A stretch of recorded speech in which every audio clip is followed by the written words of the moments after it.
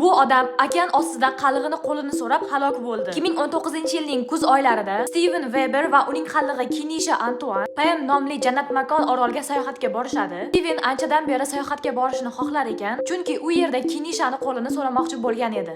Ular orolga yetib borgach, shundoq okeanda joylashgan Monte Resort nomli kurort mehmonxona nomeriga joylashdi. Bu xonaning qiziq tomoni, u okean ustida joylashganligi emas, balki uning suv ostida joylashgan xonalari bo'ldi. Va aynan mana shu har tomonlama okean bilan o'ralgan xonada Steven Kenishani qo'lini so'rashni reja qilgan ekan. Keling, endi voqea qanday boshlanganligini birgalikda ko'ramiz.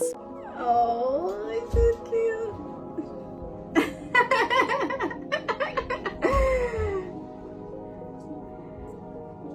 What?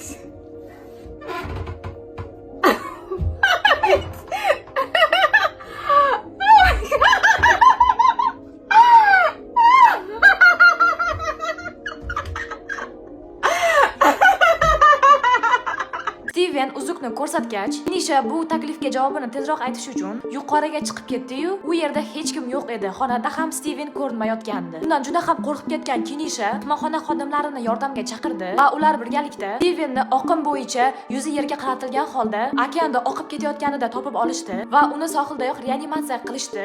Ammo uni jonini saqlab qolishga juda ham kech bo'lgan edi. Chunki Steven uzukni ko'rsatgan paytidayoq uning tanasi qaltirab havo yetishmayotgan edi. Lekin afsuski Steven ideal romantik lahza uchun bu holatni pisand qilmadi va bu xatosiga hayoti bilan badal to'ladi. Shu tarzda voqea ham yakunlandi.